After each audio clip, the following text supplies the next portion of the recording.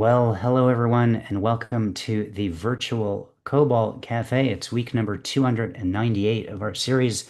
My name is Rick Lupert. I'm your MC for this time of poetry that we're going to have together tonight. In addition to our open reading, our featured reader is Melody Anderson-Brumidis. Melody, very excited that you're here tonight. I mean, you're here with us almost every week, so the special excitement tonight is that you're our featured reader and that you've brought so many people out to be a part of the event. That's really awesome. So, looking forward to your reading in a little bit.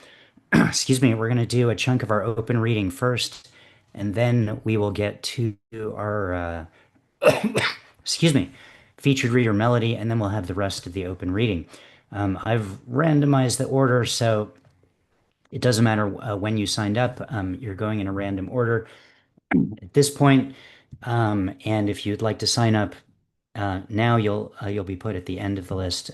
Everyone who reads gets to read up to two poems. That's our maximum. There are two poems max, and the suggested time limit is less is more. We do have a one drink minimum here at the Cobalt Cafe. Make sure that you have a beverage of any kind with you to honor that long-standing tradition, guideline, rule, mandate from history. There you go. Finally, make sure you have the chat room open if you don't already. It's where you're able to interact with each other since we are muted otherwise throughout the festivities. Having told you all those exciting things, I would like to ask now if there are any questions.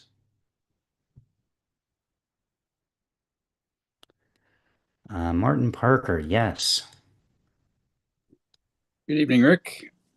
Forgive me if I've asked this before. I'm losing track of what I've asked, but have you ever seen the Northern Lights? No, I've never seen the Northern Lights in person, I should say. I've, seen video of them. I've seen photos of them. I went to Alaska hoping I would see them, but at the wrong time of year. So I've been wanting to see the Northern Lights. I keep sending the Northern Lights letters saying, "When can I see you?" But no, not yet. I was wondering if you got a chance when you're up there. Too bad. Sorry. Yeah, no. All right, thank you, Martin. Good question. Any other questions? Cathabella, yes. Rick, what is a soft sound that you like to hear?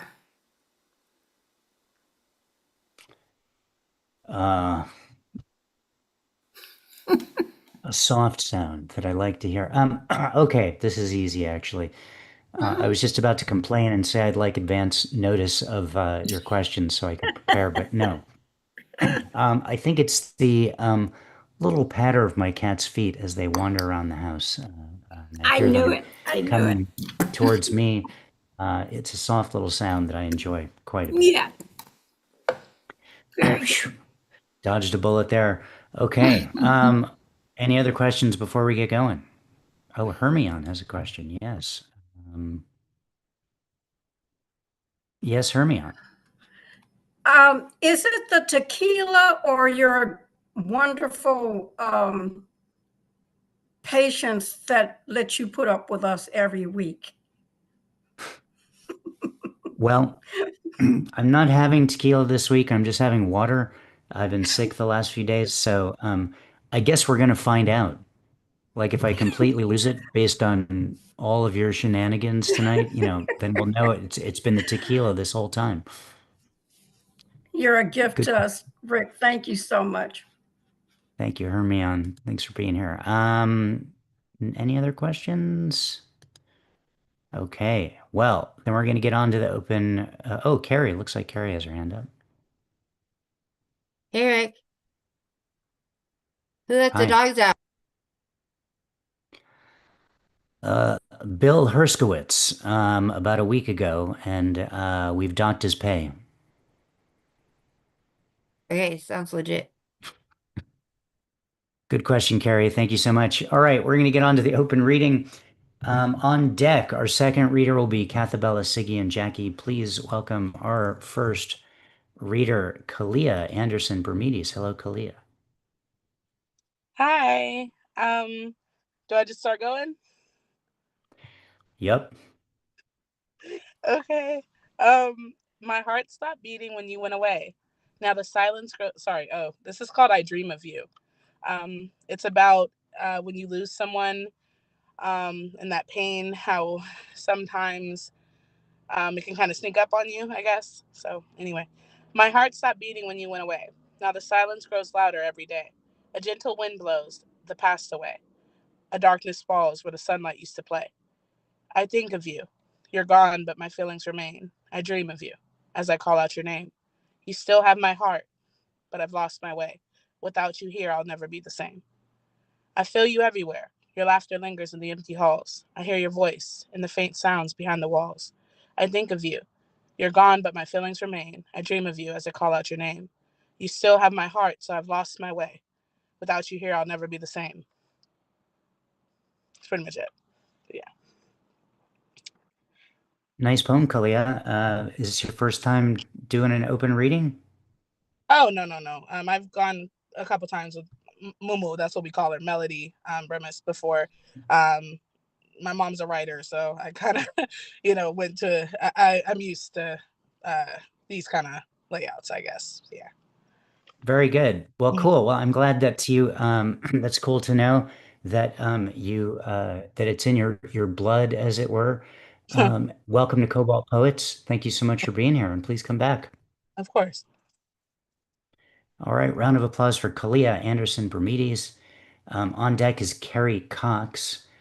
Please welcome now the collab, Cathabella, Siggy, and Jackie. Thank you, Rick. We will share screen. I'll let you turn that on. No. You will. Here we go. I don't see an ability to turn on Jackie's mic. I don't know if she's connected to audio. Oh. Are you there, Jackie? I don't know what to think. Siggy's there. Oh, there Siggy, she is. you're muted, Jackie. here too. Oh, I'm mute. Yes. There we go. There she is. Okay, here we are. Okay, we did this for Cobalt and we did it yesterday. A soft thud. Jackie. Petals fall with a soft thud on the grass, or is it the sound of my own heart? I love that. Soft step in sand to shore and back each day. The quiet moment, I'm sure I too am driftwood. Siggy. In the quiet night, the boom of something landing, rat searching. In the dark, counter rearranged. Nothing broken, so back to sleep. Perfect, Siggy. And we have Rick with his shakuhachi in the background. Jackie. Soft taps on the window pane, raindrops merging, fattening off one another. Hearing nibbles in the night, in the dark. By morning, all the leaves on our orchid plant are missing. Siggy. Contented cat, purring, cat paws skitter on the chase. Jackie. My prom date whispered in my ear, "Why must you speak so loudly? I'm right here next to you." Small stones rattle underwater to the shore, the ocean, and I breathe in and out quietly. Jackie. A loud bang. I look through the peephole, disappointed, knowing your knocks are much more gentle. I I tiptoe in place instead of walking 10,000 steps. How many hours does it take to get nowhere? Siggy. The long silence of deepening deafness. Hearing aids are such a blessing. Perfect, Siggy. Thank you, everybody. And here's Rick with his flute. Hi, just Japanese bamboo traditional flute. That's all. Yeah. Oh, thank you, Rick. And he Okay. wanders off with his Japanese traditional flute. Thank you Yes. guys very much. Catabella, Thank you, Rick. Jackie, and Siggy. Great to have you here. Nice collab. You'll have me extra listening to my cat's footfalls on the floors in the days to come. Thank you guys for being here. Round of applause for the collab. On deck is Hermione. Please welcome now Carrie Cox. Hello, Carrie. Hello. How's everyone? I always say that and you can't answer me back, so that's always awkward. I have brand new poems, so I'm very excited to share with you tonight. Let's see. I'm gonna go with the first one, and because my phone is dying, and I'm just having a little bit of a struggle. So give me a second here. Okay. So these are two new ones. This is untitled. Oh, okay. That one just died, so that one's out. We're one poem down. We're down to one poem, but this is fresh from like two minutes ago. Purchase the smirk just because it could hurt us. The worst of the first cuss, the burst when the dam burst, the last bust, the rascals that trapped us. Your sadness still wraps us in the bastard's last dust.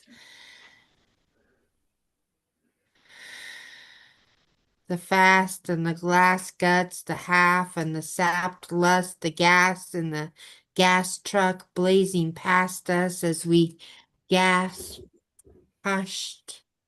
Mashed fists to the dash, smiles all gashed, the walls washed with blackness, the stars like a blankness, a thankless way to tame bliss, a fascinator in a gray dress at the end of this rain mess where I confess that I'm nowhere next to blessed in any context, but nevertheless I'm barely impressed with the firework taste you profess to digest before exploding like a slot machine right from the chest.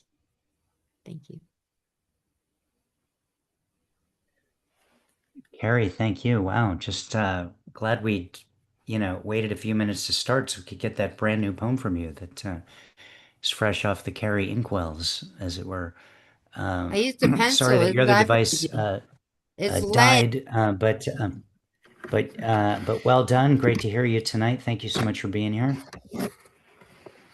Round of applause for Carrie Cox, everyone. On deck is Maria Denny. We've got two more poets before our featured reader, Melody Anderson-Brumidis. Please welcome now Hermione. Hello, Hermione.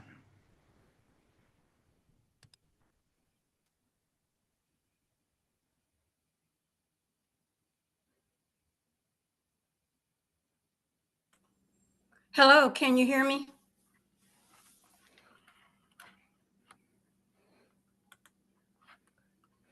My first poem is Threads.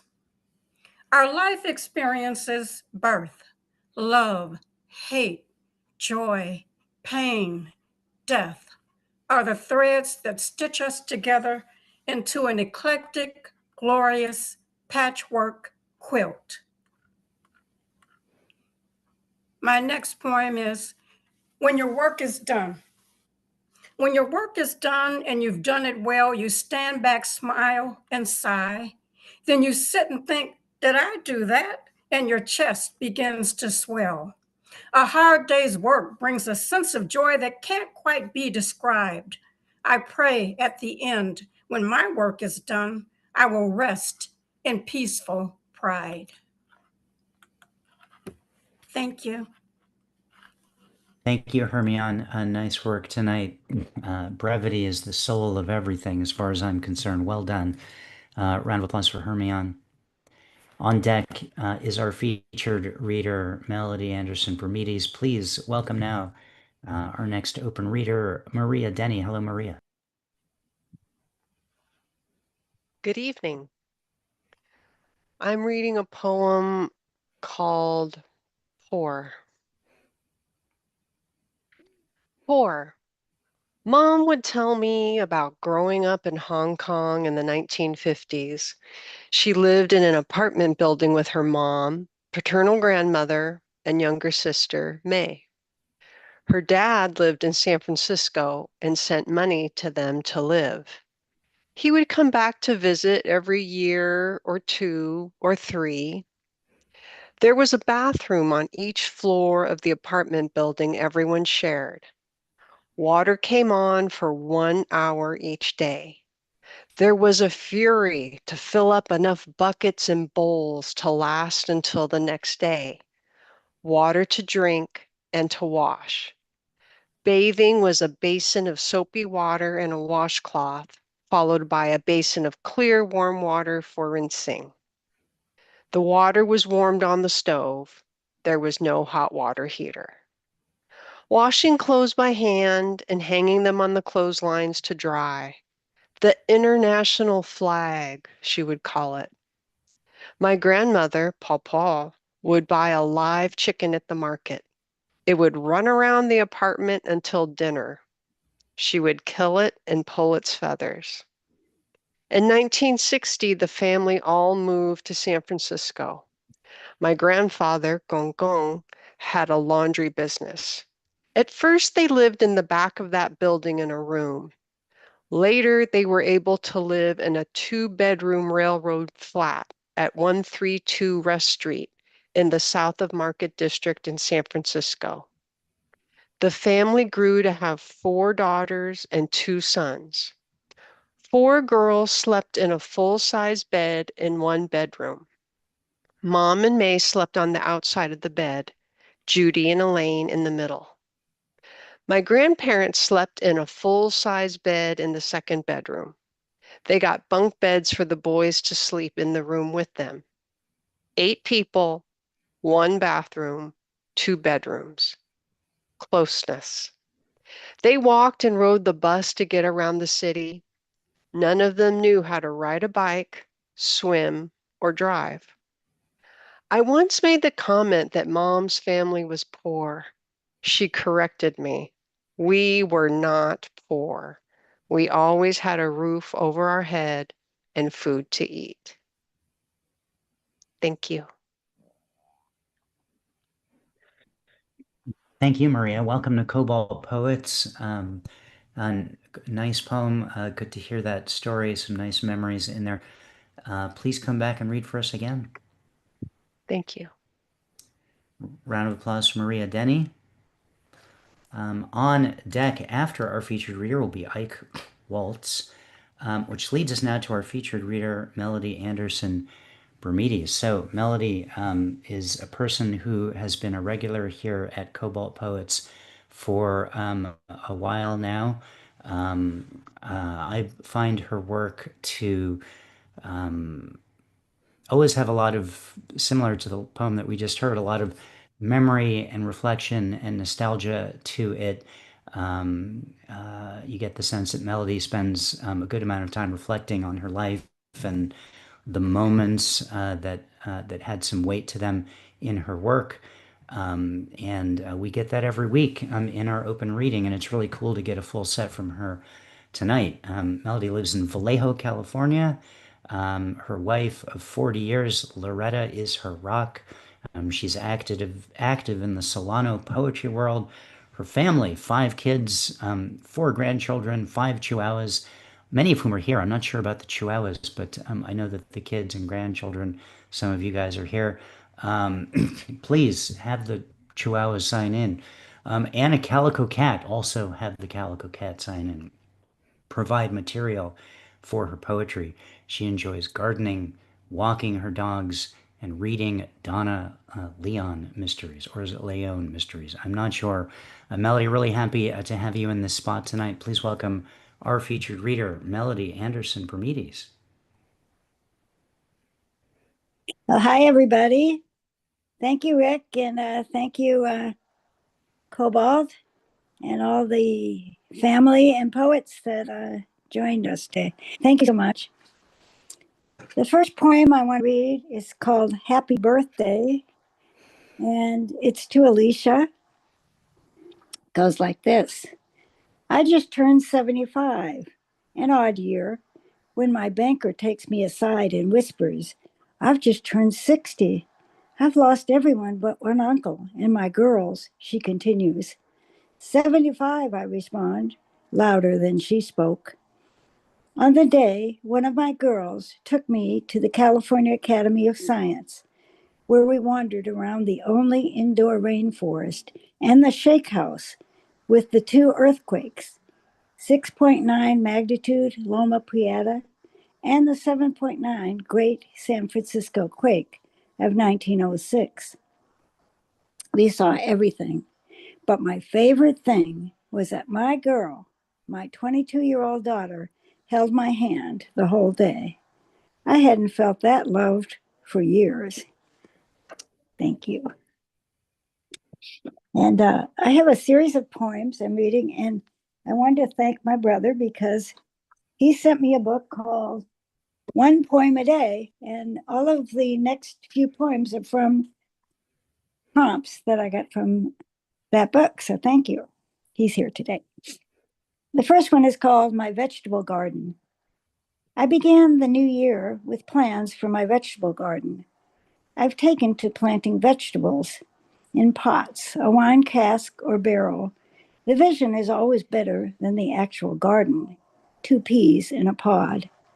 Cherry tomatoes are growing through the winter amongst my green succulents. The tomatoes look better than they taste, as I recall. The garden gives me such pleasure. Stop to smell the roses. In the midst of my garden, the roses bloom, variegated colors. Thank you. My next one is called cibo, which is an Italian word for food. Sitting in a cafe in Roma, a plate of spaghetti in front of me, a slice of pizza, cheese pizza to the side, sipping gingerly on a glass of wine, red wine, alone yet never alone, sitting amidst the sounds, sights, and aroma of Roma. These sensations and foods of Roma will never go away. A plate of spaghetti in front of me, a slice of pizza, cheese pizza to the side, sipping gingerly on a glass of wine, red wine. By closing my eyes, I can return to Roma, a simple gift from my younger 35-year-old self to me. Mangiamo, Italian for let's eat.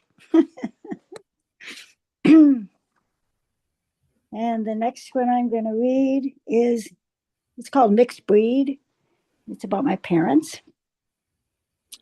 I am a mixed breed, like my dogs, Chihuahua mixes. My dad is Greek, wild and woolly. I didn't understand him until I went to Greece. A normal-looking storekeeper would be engaging in a furious fight in Greek. A moment later, the storekeeper would be hugging the customer. Best of friends. My mother is English, Irish, and Scottish. When angry, she gets quiet. Perhaps she hums a church hymn. This infuriates my father. Fights are like this. My dad would yell, and my mom would hum Amazing Grace. I live with this mixed breed inside me, Greek and English, Irish and Scottish. And the next one I'm reading is, it's a longer one that I wrote a little bit ago. Mentions my youngest daughter when she was younger, when she was 17. She's now 21. Anyway, it's called The Green Caterpillar. Underneath all these tears is the person ready to live her life for herself. Dreams of raising children, a family, have come and gone. Now, this person would be happy to retire, not take care of anyone else, take a brief moment to watch the world go by. A green caterpillar on the grass takes the baby's attention. Brave in the face of dogs and cats, the baby, our 20-month-old girl, is afraid of the caterpillar. I imagine there's a first time for everything, and this is the first time for the baby and the green caterpillar. My 17-year-old, who is afraid of bugs, whisks the caterpillar away for a photo shoot with voiceover for her social media. I gently urge her to put the caterpillar back in the near obscurity of the grass in our front yard. She does, and another of the baby's first has come and gone. Tears are still rising in my eyes, now over, I can do this. I can do this every day. I can be a mother and a grandmother and save caterpillars who plop themselves in my front yard. This person, me, can look to a future where I retire, tire myself out, doing creative acts I enjoy, writing a poem like this one. No tears, no fears. This is not my first green caterpillar. Hmm. My next poem is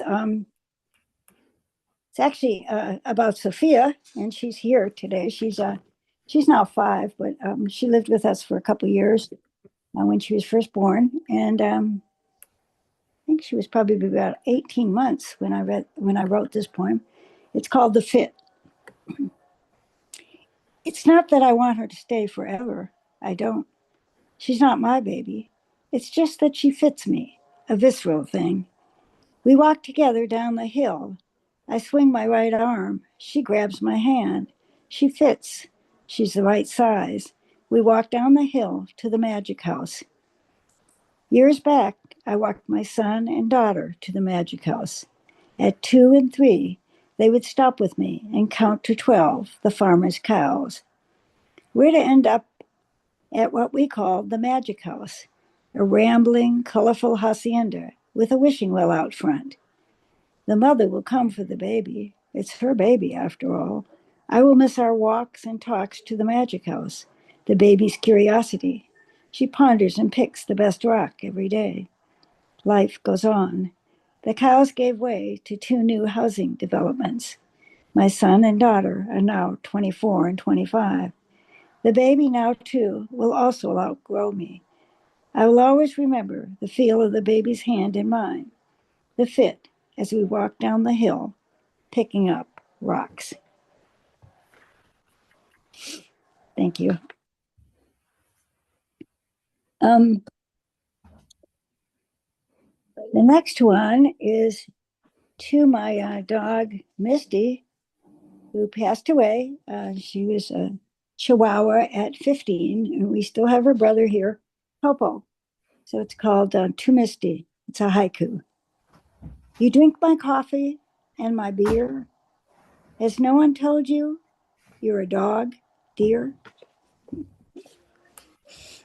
And I wanted to include this as kind of my animal section, but I wanted to include an ekphrastic poem because I do quite a lot of ekphrastic writing. That's when you write to a piece of art. This is 2 dogs sitting together, and I wrote it to Popo and Misty, who are sister and brother. 2 dogs together, still eyeing each other, dreams of puppies in a box, litter mates, tails wagging, growing up, growing old, together forever.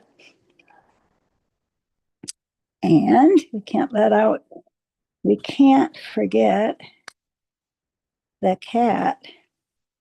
And the cat is named Meow Meow, but this one I call the Calico Cat. I miss the cat, walking around the tub when I bathe, cat. thrown out by my wife, who acts as if there is some kind of perversion to it all.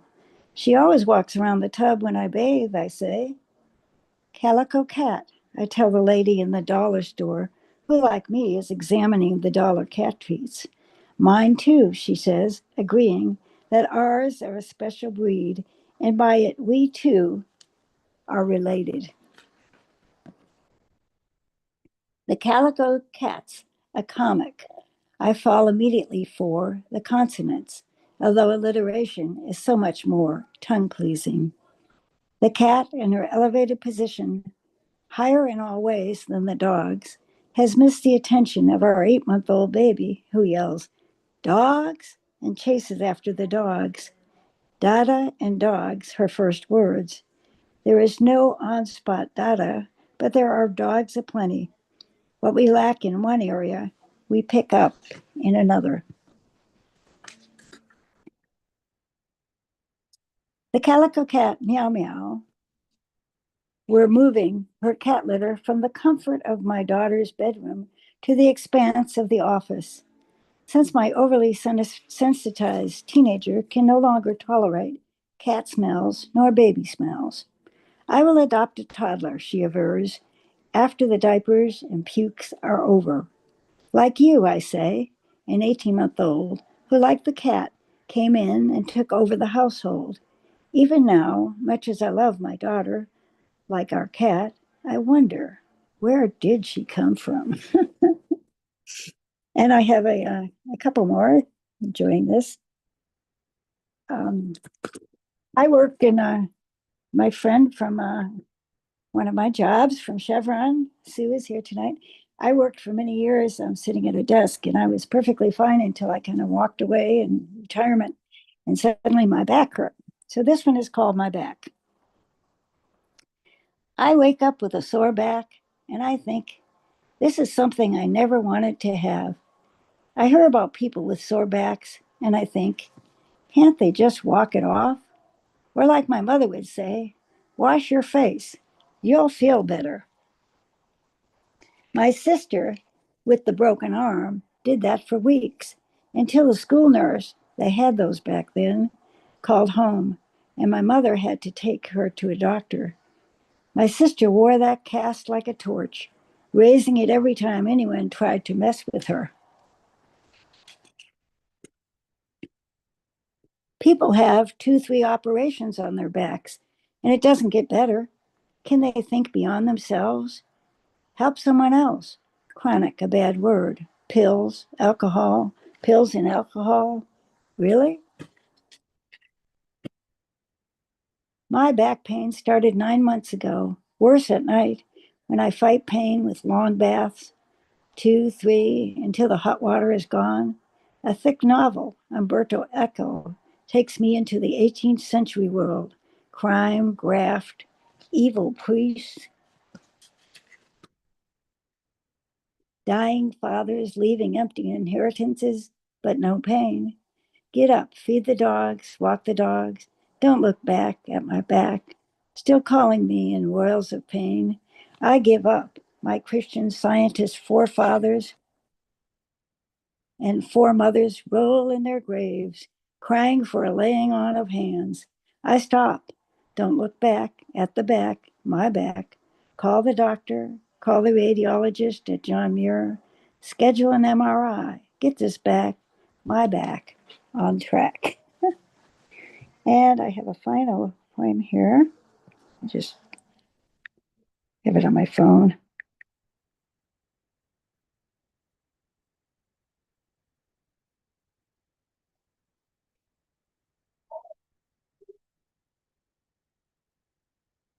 And this I wrote when my son had his first baby, and my son's name is Khalil. He named the baby after him, Khalil the second. But anyway, I call this poem Leo the Second. The day after my grandson was born, I woke up with one thought in mind. I need to call my mother, tell her all about Leo the Second, Khalil after my son Leo. My mother would be delighted. Send a gift, a card, and a check. Another great grandchild. While I had my mother's number in my cell phone, I had to pause. Mom, maybe she already knows. My mother had been dead for 10 years, and still I felt the need to include her somehow. The day I was going to see my grandson, Leo the second, for the first time, I pondered over what to wear. My brother in law wore new leather shoes for his son's birthday. With aching feet, Bob greeted Eric some 39 years ago. I chose black shorts for a sunny day, Van Auburn tennis shoes, and a yellow You Don't Know Diddley Nike t shirt. Casual and yet humorous. Leo the second would like it. I was greeting my grandson, Leo the second, not just for me, but for my mother's mother, and generations before her. Come, son, Leo the second, join in the fun. Thank you all. That was fun. Melody, thank you so much. You're Really welcome. lovely set of poems there. Memory travel. I mean, you had me at Rome and pizza. Definitely, let's eat. That's it's never a mistake going there. You know what I'm saying? And enjoying that place and eating. Well done. Thank you on behalf of the caterpillar community for your work and to keep that one alive. I have a visceral memory of killing a caterpillar as a child, so I think you've just helped balance it out for me. Great. I almost have nothing but calico cats in my world, so I'm on board with that whole thing. And excuse me. Um, I especially liked your mom's advice, and it seems like so universal. Wash your face and you'll feel better. I'm going to be using that whenever anyone has a problem of any kind with my son, my wife, anyone I come across. Just wash your face, you'll feel better. That's brilliant.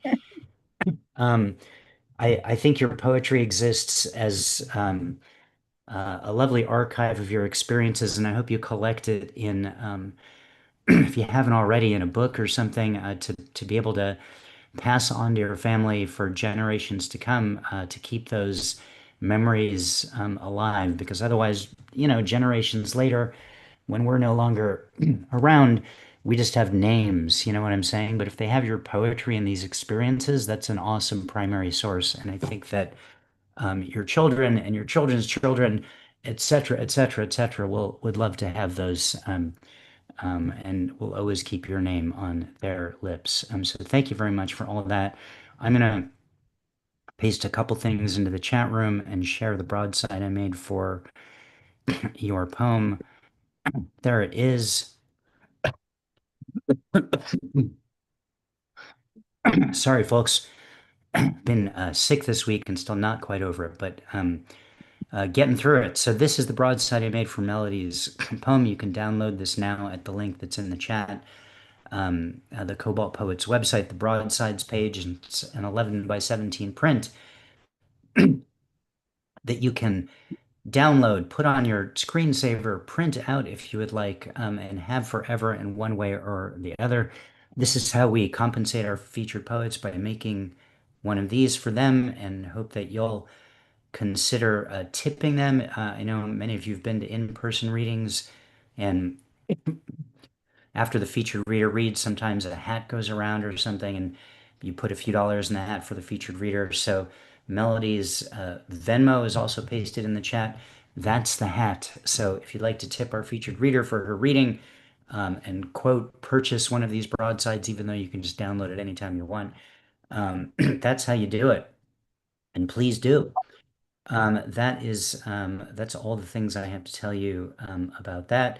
And I want to say, Melody, thank you again for a really wonderful Welcome. reading and for being an ongoing part of our community here. Great. Thank you, guys. Thanks to everybody who came. It was really fun. Applause for our featured reader, Melody Anderson-Brumidis. Thank you, Melody. Before we get to the rest of tonight's open reading, I'll mention that next week our featured reader is in Ngoma. He was here. You might have been here, some of you, when he showed up in our open reading. It was either earlier in the year or late last year. really kind of wowed me, and I think all of us with his spoken word mixed with live percussion. It was really cool. So he will be our featured reader next week. More on that as the week progresses, which leads us to the rest of tonight's open reading. Here's who I have in this order. If I missed you when you signed up, I apologize. Please just send me a message in the chat and make sure I respond. It wasn't intentional. Yeah, so here's the list. Ike Waltz, Bill Gaines, Mr. Tezozomic, Sophia Anderson-Brumidis, Thomas Eric Stanton, Martin Parker, Hannah Anderson-Brumidis, Ken Scott, Jeremy Cantor, Charlotte Ward, Ed Potastic, and me. If anyone would like to be added again, send me a message in the chat. As a friendly reminder, 2 poems maximum. Less is more is the suggested time limit. Please welcome our next reader, Ike Waltz. Bill Gaines, you're on deck. Thank you, Melody. The Tate Gallery, lovingly considered London's respected modern art gallery. Inside the Tate, 1972, and there was this pile of common bricks lying in a prominent location. It looked like the builders forgot to remove them timely. 120 ordinary bricks were obstructing the walk. It is a pity, in a way, that this pile of brick emerged to be called a sculpture, which was put together by the New York minimalist Carl Andre several years earlier, just lying around somewhere in New York with no public recognition whatsoever. In fact, Mr. Andre's pile of bricks was purchased for a mere $100 and first set up during the 1960s New York, but again sitting around with no public interest whatsoever. Then, 1972, the Tate Gallery got hold of this pile of bricks, and it achieved the greatest public notoriety only because somebody leaked that there was a steep purchase price involved. And this is what happened. The Tate Galleries purchased this pile of 120 common bricks for a whopping $12,000. Mr. Andre's insouciant masterpiece, as the Sunday Times recalled it, became a controversy that has amused the public, put the Tate on the defensive, and given the newspapers in London their best time in weeks. Yes, the price paid changed a pile of worthless bricks into a masterpiece. And that overnight. In no time, the London arts community turned into professional rubberneggers, which in turn filled the Tate coffers handsomely. Yes, the Brits, after all, are 150-year brick specialists. They love to compare London bricks with its foreign counterpart, especially American New York bricks. Needless to say, I was inspired. I got inspired. So what did I do? I hung myself metaphorically inside the Tate, and that with a noose via a rusty nail onto a brilliant white wall. Yes, I still hang there to this day, and metaphorically, gently sail away. Since no money was paid for my crucifixion, nobody will ever know my pain and of what artistic value I am.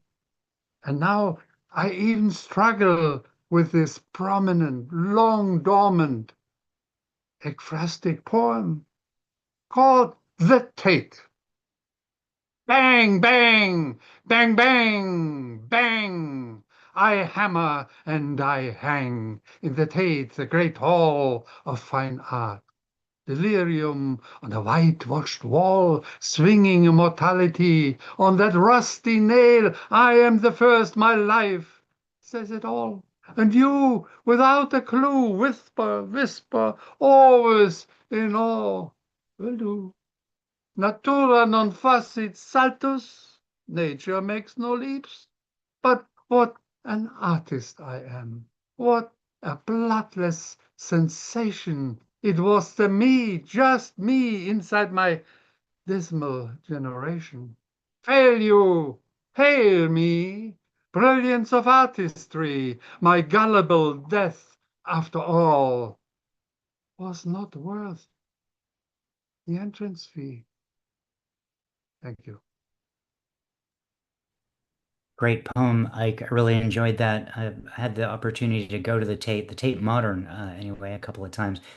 You have to be careful if you hang yourself there because they're likely to just put a plaque and a price tag next to it. You know what I'm saying? I mean, um, and I don't think I'm exaggerating either.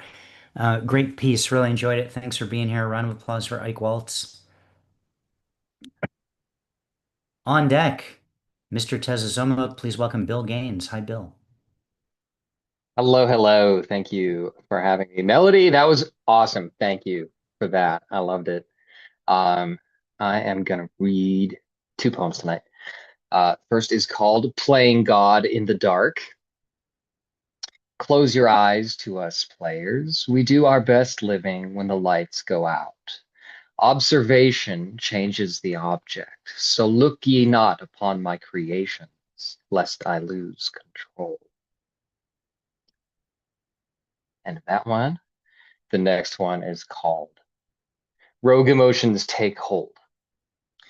A dollar fell out of the sky. On it was a note. Norway is coming. Prepare. Make sure the hallway is tidy. Horatio. I put the dollar in a piggy bank made from a skull. I kissed every nun I could to turn the truth into a lie. It didn't work. I accepted a challenge to a duel to the death and placed a bet. I shook my fist and chuckled at the futility of hindsight. I found sleep in the knowledge that all the world's a melodrama and all the men and women merely schmachters. End scene. I love that poem, Bill. Thank you so much for sharing that. I'm just the whole idea of just, Norway is coming. It feels ominous. It feels like no one is prepared for this. So I appreciate the artistry and the heads up. Anytime. Thank you, Bill. Round of applause for Bill Gaines. Well done. On deck, Sophia Anderson-Brumidis. Please welcome now Mr. Tezozomuk. All right, give me a second. Am I able to share screen?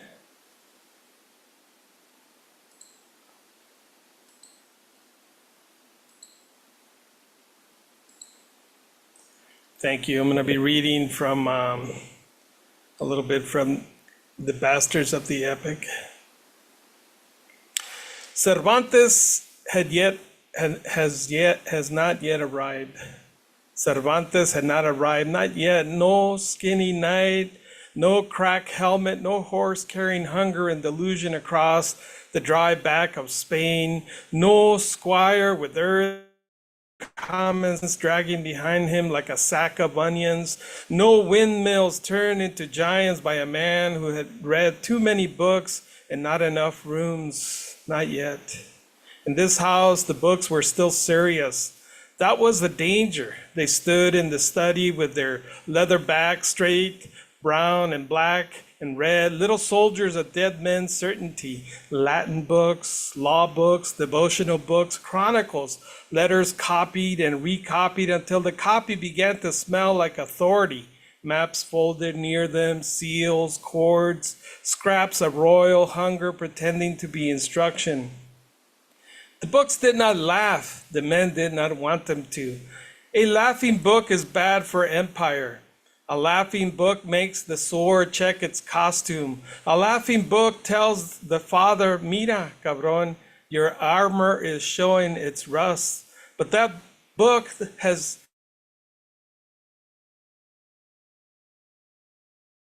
was the same as truth. Martin, this is Martin Cortés, the bastard son of Hernan Cortés. Martin was taken to the study after morning prayer, after the tutor had corrected his pronunciation twice, after the captain had inspected his grip, after the priest had spoken of humility with the smugness of a man whose humility had servants. Cortés had gone again into business, into letters, into men's concerns, into whatever room powerful fathers enter when children begin to ask too clearly. The father's absence remained, the name remained, the books remained. The tutor selected one from the shelf, Virgil, of course. There were days when Martin believed the house had only one deep lesson and many disguises: duty. Carry the father, found the future, do not ask who was already living there. The tutor placed the book on the table. Today, he said, we return to Aeneas. Return? As if he had ever left.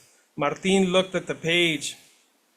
The letters weighted, black and disciplined, pretending not to know they had crossed oceans inside men's mouths. He had once admired their order. Now he felt something else, not hatred. Hatred would have been easier. Hatred clears the room. This was suspicion. Suspicion has better ears. The tutor read first. His voice smoothed the Latin into something almost beautiful. Almost beautiful was part of the problem. The old poem knew how to shine while carrying a blade. It knew how to make a man suffer and feel like permission. It knew how to place the father on the back and the future in the front, so everything crushed underneath could be called. Aeneas carries, Aeneas founds. Que limpio suena when the dead are not invited to interrupt. Translate, the tutor said. Martin did. Slowly, not because he could not, because each word had become heavier. Arma, arms, virunque, and the man, cano, I sing. The tutor smiled, good, I sing of arms and the man. Martin stopped. The Centus sat there, old and handsome, smelling of empire's first cologne, arms and the man, not the woman, not the city before his arrival, not the child who would inherit the ash, not the servant cleaning the blood from the sandals, not the land under the ship, arms and the man. Of course, every empire begins with a man introducing his weapon as song. The tutor tapped the table. Continue. Martin looked up. Why arms first? The tutor frowned. What? And the man, the arms comes first. The tutor's lips pressed together. He disliked questions that arrived from thought rather than confusion. That is the convention. Convention, a dressed up way of saying men have done it before and are tired of being asked why. And I can stop there. Tez, pretty epic tonight, what you're bringing us. Thank you so much for that. Round of applause for Mr. Tez Ozomok. Thanks for being here, Tez. On deck, Thomas Eric Stanton.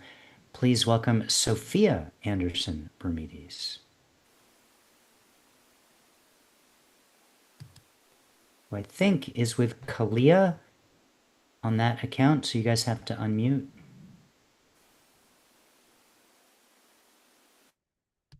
Hi, Sophia, you ready?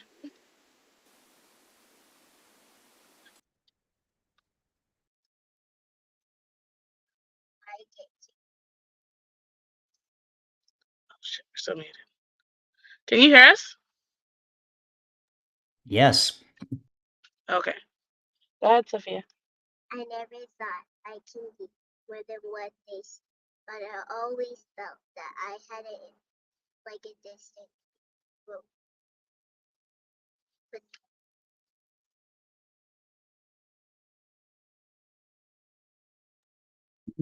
Remind me how old you are, Sophia?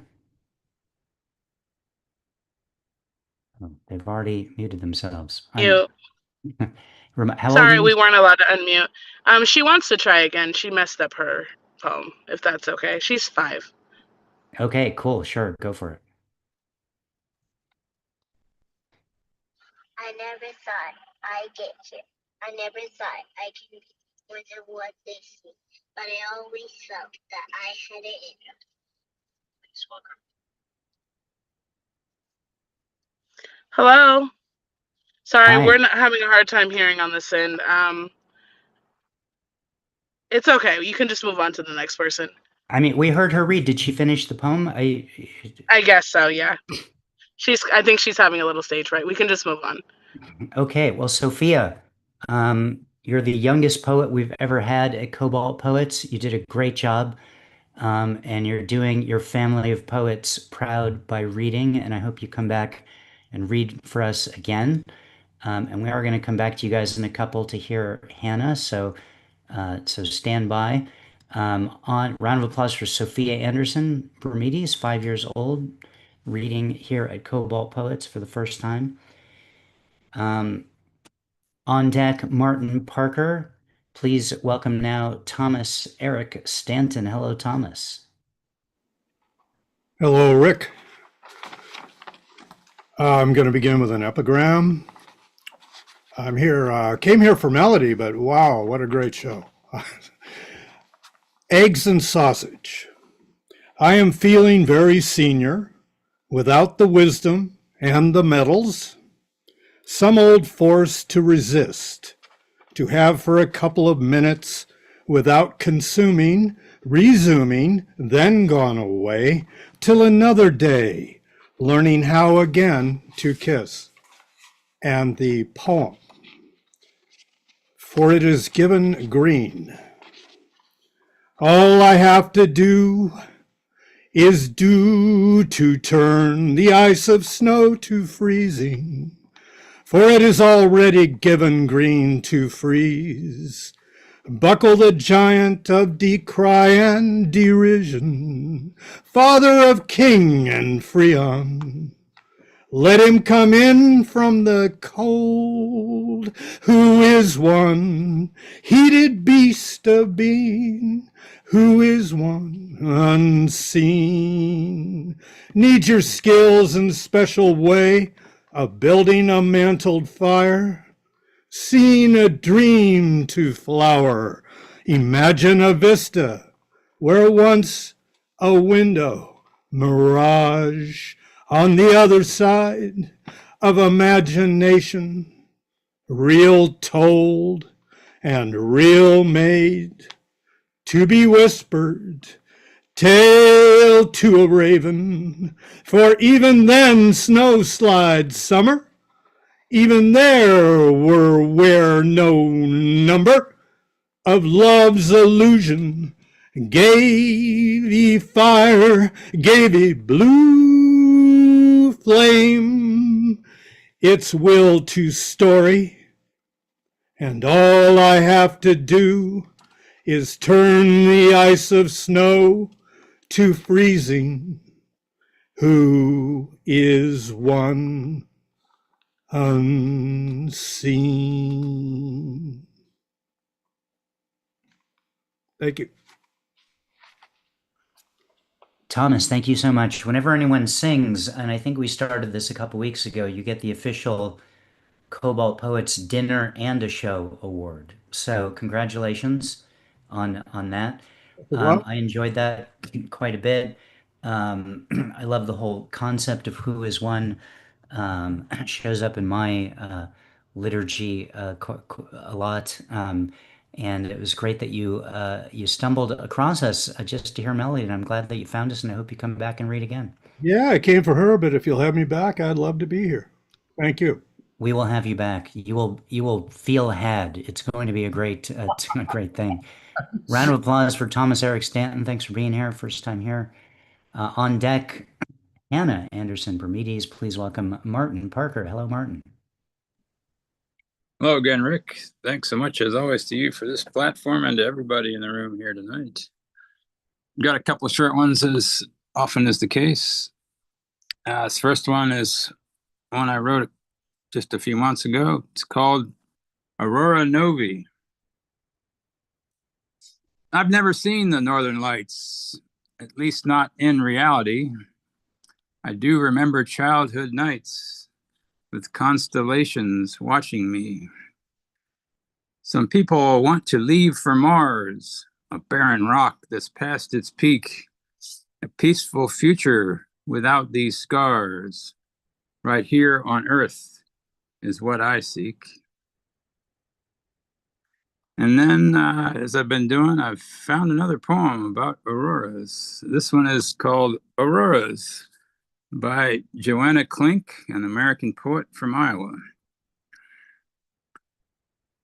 It began in a foyer of evenings. The evenings left traces of glass in the trees. A book and a footpath we followed under throat pipes of birds. We moved through a room of leaves, thin streams of silver buried under our eyes. A field of white clover buried under our eyes. Or a river we stopped at to watch the wind cross it, recross it. Room into room you paused, where once on a stoop we leaned back, talking late into daylight. The morning trees shook off twilight, opening and closing our eyes, auroras. Beyond groves and flora we followed a road dotted with polished brown bottles, scoured furrows, a wood emptied of trees. It was enough to hollow us out. The evenings left grasses half wild at our feet, branches with spaces for winds. The earth changes. The way we speak to each other has changed. As for a long while we stood in a hall full of exits, listening for a landscape beyond us. Thank you so much, everybody, and for all your support. And I'll put my links in the chat in case anybody wants to check out my multilingual word art, like my koala and my wave here behind me. Thank you so much again. Everyone needs a koala. That's my motto, Martin. Beautiful poem you just ended with. Now I really need to get to see the Northern Lights, I think. Though I am reminded of the Simpsons episode when Superintendent Chalmers is over at Principal Skinner's house and he's trying not to let him know what's going on in the kitchen, and he just tells him, what's going on in the kitchen? The Aurora Borealis. Aurora Borealis localized in your kitchen. Can I see it? And of course he can't because that would have ruined everything. But I'm going to try to see the Northern Lights before our president outlaws them. And thank you so much for being here, Martin. I'm going to try to figure out how to see them in my kitchen now. Yeah, do it. Round of applause for Martin Parker. On deck, Ken Scott. Please welcome now Hannah Anderson-Brumidis. Hello, Hannah. Hi, my name is Hannah Anderson Arevalo. Most people who know me know that I've had a hard time struggling with addiction and mental health. I'm actually going to read song lyrics that my older sister Leah and I wrote when I was at one of my lowest points. I usually sing it, but in honor of tonight's poetry theme, I'm just going to speak it. I also wanted to say my mom, Mumu, has been such a huge inspiration to me as a writer, and I'm so proud of her performance tonight. This is Lost in the Night. The clock's hands spin. I can't move at all. It's like my phone line is stuck on an old call. The mirror cracks as I try to stare at the demon I swore wasn't there. I'm lost in the night under a pale cold moon. The bottle screams like a siren. The pills hum like a tune. They whisper my name. I don't want to fall. Back to the edge of the flames, back to the bottom of it all. I buried it deep, but the feeling still grew. I tried to escape it, but deep down I always knew. The tide pulls faster. I can't seem to find the shore. I know that I've been here. I've drowned here before. I'm lost in the night, under a pale cold moon. The bottle screams like a siren. The pills hum like a tune. They whisper my name. I don't want to fall. Back to the edge of the flames. Back to the bottom of it all. Thank you. Hannah, thank you, and I'm sorry for mispronouncing your first name this whole evening. Thank you for being here. Thank you for sharing that with us. Song lyrics and poetry are very much related, so giving it to us as a spoken word piece was perfect, though I'd love to hear how it sounds someday. Please come back and read again. Um, and thanks for bringing another. You're making this a full Brumidis night. I realize you have a different last name there, but thank you so much for being here. Round of applause for Hannah. On deck, Jeremy Cantor. Please welcome now Ken Scott. Hello, Ken. Good evening, everyone. Good evening. I have two pieces that I'm going to do. One I wrote last year, and another one I just wrote like a few days ago. So I'm going to do the one that I just did last year. And this piece is called Elder Mind. Never let anyone convince you that being an elder means you are decrepit and spent. Your mind alone is the fortress of your health and youth. If they can conquer your mind, then the rest of your dominion will fall down to the grave. The body cannot live without the mind, and the body cannot die without the mind. The all is mind, the singularity of pure consciousness from everlasting to everlasting.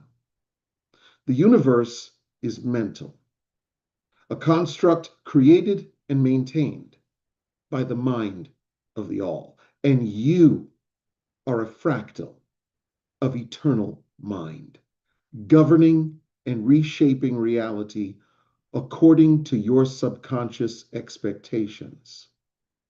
Find the key within and live on. And peace. The second piece that I'm going to do, I wrote just a few days ago, matter of fact, probably last week or the week before. And this piece is called The Word of Your Power. Never underestimate the word of your power. A single poem can destroy empires, deliver all captives from the belly of hell, and permanently erase the illusion of unconditional mortality. A single poem can open the celestial eye, bring the light of entanglement to the subconscious mind, and establish the holy path of ascension toward the infinitesimal infinite. The seed of new Atlantis, the silence of all sounds in one, the noblest house of sublime glory, and the briefest eternity of the omnipresent now all reside within a single poem. Always embrace with boundless gratitude the word of your power. So mote it be.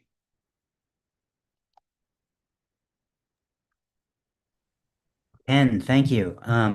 It's like you're writing a whole new Bible out there. You know what I'm saying? That last piece. And I know you've been struggling with the ones that exist, so it's probably good that you're getting your own down on paper there.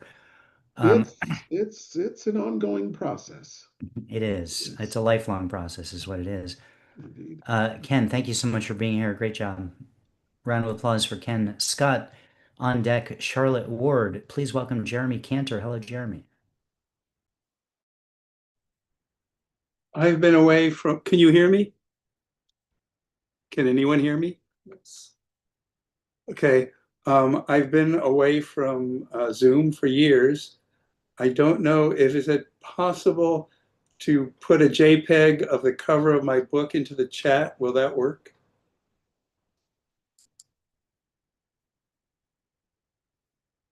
Should only. That's definitely something you can do, but not something I want to tech support while you're reading a poem. So why don't you read your I could, poems and then you can look at the chat and press the right button to do that. or I can do it right now before I start reading, whichever you prefer.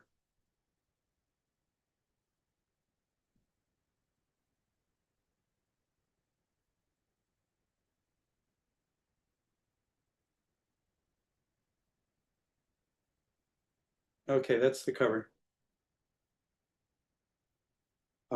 Last October, my second book came out, Remodeling the Zen Master's Kitchen. And this is the title poem. But these are not the title glasses, excuse me.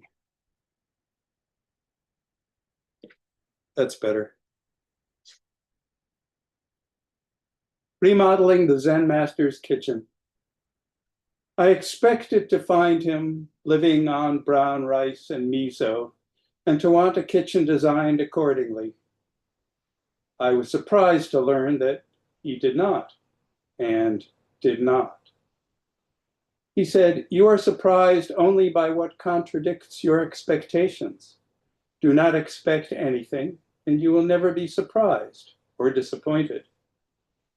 I said, "Then I should expect nothing?"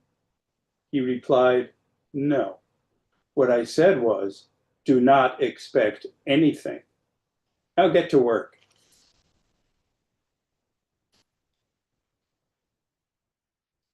The other poem I'm going to read is A Toast.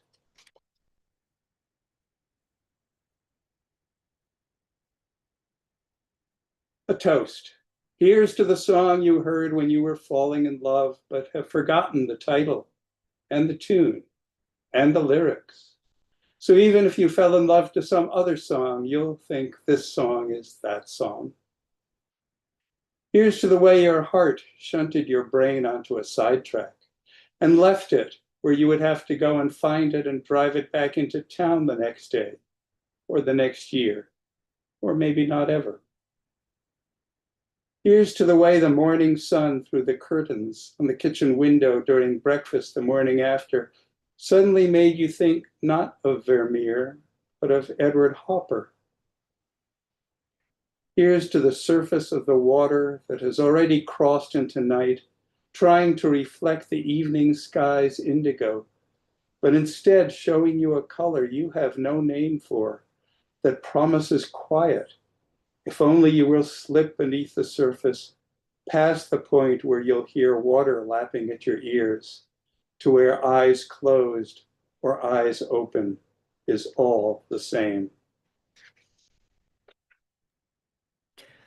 Thank you. Really great work, Jeremy. Well done. I'm glad that we narrowed it down to just one Jeremy in the Zoom because I feel I don't know we would if we would have been able to handle a double dose of poetry that good. So thank you very much for being here. Welcome back to Zoom. Welcome to Cobalt Poets. I hope you come and read again. Your book cover didn't make it into the chat, but Hermione pasted a link to it at Kelsey Books. So I suppose people can click there and check it out if they like. There, Otherwise, oh, it looks like there you go. Now you did it. got it. Well done.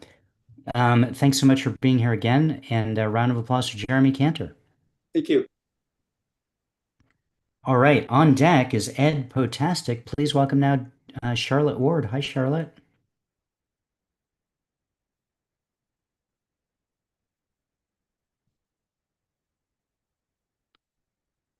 Charlotte, are you there? There you are. I am.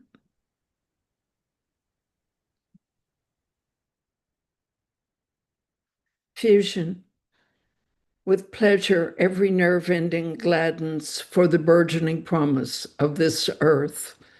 Trees, terrestrial symbol of learning in wordless profusion. Birth to rebirth. The longer standing, the more fruitful grace. Age elaborates each vibrant motif. Embedded messages flow through fungi. Wind whispers poetry from leaf to leaf. Lasting image, silent strength rising. Welcome witnesses that arrived before from the expansive mystery of soil. How we intertwine essential vapor, transforming sunlight to opportunity. No matter the question, under this bough, may symbiosis seed community. For us here, let the answer be love now.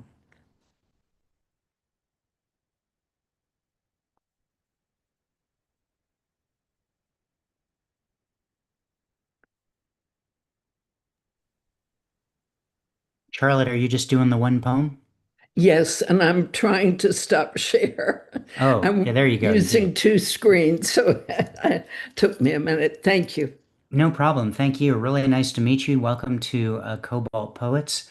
Enjoyed your poem. Word on the street is that you're the poet laureate of Malibu. Is that correct? Yes. Well, an honor to have you in our presence. Thank And you. thank you so much for being here. And please come back. Thank you so much. All right, round of applause for Charlotte Ward. What a beautiful place to be a poet laureate of Malibu. All right, a few more, and then we're out of here. Jillian Brumidis, you are on deck. Please welcome now Ed Potastic. Hi, Ed. Hello, wonderful host that I love the most, that deserve a toast, that goes coast to coast. But first, Sophia, that's a great poem. You made us feel very wholesome. Please come back with more words and stacks. I can't thank you enough, Melody, for your vivid harmony. Thank you for your vibrant sea of poetry. All right, hello, my name is Ed Potastic, poem fan fantastic. Please time to join my rhyme for sublime. I got two poems, sorry, which I won't take too much time. The first poem is called Affordable Banter. I am too cheap for digging deep. Money fuels our core. Why is less more? Money leaves us running. The irony is it's not funny. Prices are getting sky high. Food's going down in size. I know it could be worse. That's what really hurts. Another gear in the machine. I'm not mean, just blowing off steam. It's really something. Your head's pumping. Your legs get weak. Ants gnawing at your feet. You got your paycheck. What a tiny little speck. Here comes the taxes, the minus advances. Time at a standstill, swallowing all like a pill. You put up a fake smile, the bills just pile and pile. You start over again, the tears descend. What are we doing? What are we pursuing? We're living the dream, something for your self esteem. I know the peak is rough. Climbing is always tough. I know how you feel. Yes, it's a big deal. We do what we can to live in this land. It's only temporary. It's not always scary. It's only a process. Please rest your chest. It's just a stage of life. It can be quite a delight. Please keep going. Please keep on going. Please save the moaning. Please keep hanging on. Please, you're an army of one. Thank you. The other one's called Self Portrait. The brushes dance, the eyes glance, the fingers brush, unique touch, the colorful stain to hide the pain. The paint shines under unique lines. If you can listen, you hear the vision. Capture self-image of different stages. The colors of happiness, bliss of a kiss, the colors of grief without sighs of relief, the color of pain, weeping in the rain, the color of sadness, tears of blackness, the color of change, escaping the cage, the color of rage, ripping the page, the color of age, virtue of interchange, the color of jealousy, suffocation of envy, the color of balance, euphoria of imbalance. I know you're asking from your inner multitasking, where is this painting? Well, no more debating. Look into a mirror, marvel at your feature. The colors are you. That is very true. You are the rainbow. Now let yourself glow. Thank you. Ed, thank you so much. And thank you for doubling down on how good a job Sophia did as well. Next generations of poets showing up here in Cobalt Poets. Thank you so much for your work as well. Round of applause for Ed Potastic. On deck is Chris Kondo. Please welcome Jillian Brumidis. Hello, Jillian.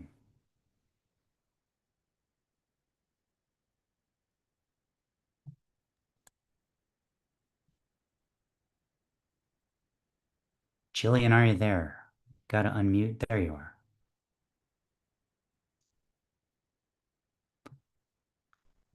Not hearing anything, though. Not sure what's happening, Jillian. I see that you're unmuted, but we're not hearing anything. I also have two Jillian Bermudices in the chat, so I think you should try to excuse me. Under the Zoom audio menu, there's a test audio settings. Maybe you could see if you can get that fixed in the next couple minutes because we're almost out of time. And I'm going to move on to our next reader, Chris Kondo, to see if to hear Hello her. there. Hi, Chris. Sorry Round of to be applause for Chris late. I Kondo. totally forgot the time change. I'll listen to the whole thing later. Okay, let's see. Share. I have two short ones about sleeping because that's what is happening to me. Come on. I can't get my photos. Photos, come on. Share, share, share, share. Share. Photos. It's got all kinds of words at the bottom. I can't see what's going on. I cannot find what's going on here.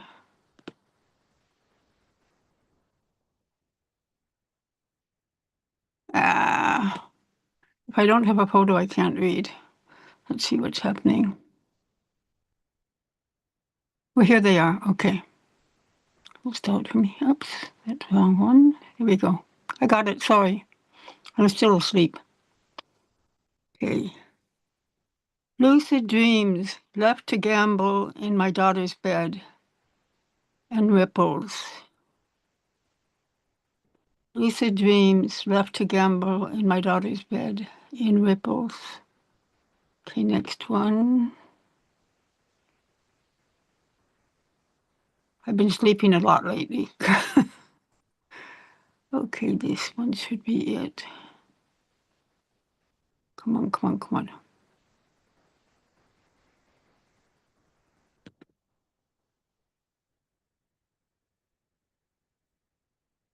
Why is it not sharing? There we go. That's the wrong one, sorry. Technical problems when you're sleepy. Photos. Here we go.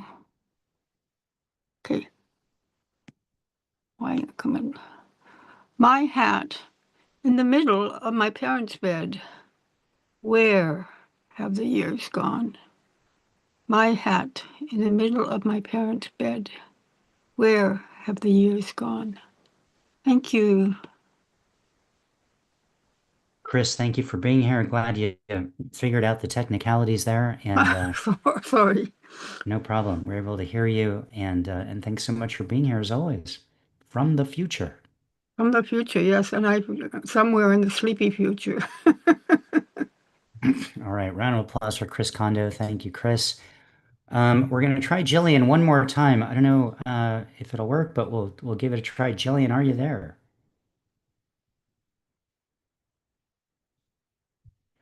Still not hearing you.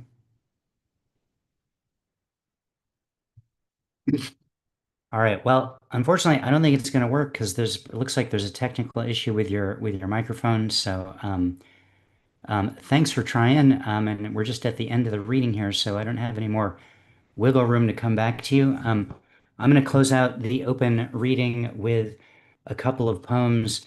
This first one, a little one, from my book, High Moose Alert, book of poems I wrote in Alaska where I didn't see the Northern Lights. This one is called I Ask Addie If All Bears Are Named Barry. She tries to think of the name of that famous bear. We get through Smokey, Winnie the Pooh, Paddington, and more before we get to Yogi, which was who she was thinking of. So, no, she says. And now I'm wondering if any bears are named Barry, like the two strangers at this bar who are named Barry. There you go. There's that one. And excuse me, this is a poem that I wrote for this week's Torah portion, naso, which is a Hebrew word that means count. And I riffed on a few of the little, it's a lot of different restrictions are listed in this text. If you are someone in that ancient time who choose to become a Nazir, which was a temporary holy in-service person. So this text just lists what the restrictions are. The poem is called Does This Count? If I chose the life of a Nazir, whether temporary or forever, how would I do with the restrictions? No grape products. Would it count if I found myself in a vineyard? I live in California, and you can't run a red light in this town without finding yourself in a vineyard. I went to a wine tasting recently. Is this restriction retroactive? No cutting hair. I wish I knew about this in the 90s when I had the confidence to strut around in a mullet. I would have been a natural. Does a mullet count? Are people shipwrecked on desert islands automatically Nazarites? I hate shaving. Sign me up for all the hairiness. Avoid dead bodies. I assume this means human dead bodies, as housefly carcasses are everywhere. Do they count? As the weather heats up, I dispose of their bodies like an insect mafia. I try to help their community. I hold out my finger for the living ones, hoping they'll get the message and fly on so I can walk them outside and let the whole world be their house. Does this count? Oh God, separate me from the defilance of my days before today. I'm ready to be holy. There you go. A poem, a poem. Thanks for listening. All right, folks, I want to say thank you to everyone for being here. The entire Brumidis family, I think, was here. Thanks to all of you for being here to support Melody, who did a fantastic job in her featured reading. Really, really sweet what you read, and I really mean what I said about like archiving that and make sure that that exists for your children who are here and the people yet to come. I'm pasting some things in the chat again that I pasted earlier. Again, please consider tipping Melody for her featured reading at the Venmo link that's there. And again, you can download the broadside for her poem at the Cobalt Poets website. When you're there and on that page, you can see all of the many broadsides which we've published for all of our featured poets over the many years of the series. And that's what you can do on that page. If you're new here, as many of you are, if you click on email list on that page, you can add your email and you'll receive an email twice a week promoting the upcoming Tuesday reading with a convenient Zoom link. So you'll always be reminded about who's reading and just have a convenient and quick way to get in. Also on that website, if you click on calendar, you can see who's coming up. As I mentioned earlier, Ngoma will be reading here next week. Phenomenal poet and performer, and I think he's really going to bring the house down next week in his own way. So you don't want to miss that. Thanks everyone who read in the open and who just came to listen. Fantastic to have you all here. I'm going to click on the Ask All to Unmute button in case y'all would like to say hi to each other before we shut this down. Hi to each other. Have a good night, everybody. Well done, Melody. Thank you all for showing up. It was a great event. Thank you, Melody. Yay, Melody. Yeah. Thank you, Melody. Thank you, everyone. Job, Melody. Thank you. I appreciate it. Thank you. Hi, Candy. It's fun. Hi, George. Hi, Candy. Hi there. Hi, Simone. Hi, Primitive. Hi, Melody. Thank you, Rick. Good night, everyone. Thank you, Rick. What do you call it? Daylight savings time. I went back. We don't have it over here, and I was back to the old schedule. So I'll listen later to the Where are first you, half. Chris? I'm Where in are you? Japan. I'm in Japan. Japan. On the other What side of the time- what friggin' time planet. What time It's is it there now? it's right now. It's 1:00 in the afternoon tomorrow. Oh my my goodness. Well, hello to tomorrow. That's what Rick was talking about. You're way ahead of us. Yeah, but I'm so sleepy. You guys, huh? Hello from the future. Melody, your set tonight was exquisite. Thank you so much. I can't wait to listen to it. I'll put it on after this is over. Well, everyone be sure to subscribe and like the Cobalt Poet YouTube channel on YouTube. Go to YouTube and subscribe. There are only 52 subscribers, and it should be much more because you can see these replays right after this. Oh, fabulous. That's what I'm going to do. Be Thank you sure all. to subscribe and like the videos. Sure. Thanks, Right. Hermione. Yeah, I've been negligent about, the YouTube is a relatively new avenue for us doing this. We were doing it on Facebook Live for the longest time. Yeah, and it just automatically kept it so we could easily, anybody on Facebook could easily just see the replays. Yeah, it was great, except that they limited, they no longer keep live videos archived, and they deleted them. So if it still would work that way, except then after a month the video would be deleted. So that's why I wanted a permanent archive. So I switched over to broadcasting on YouTube. Oh, great. Simulcasting. Definitely subscribe, because actually I have a membership or whatever it is, subscription to YouTube. I don't get all the, yeah.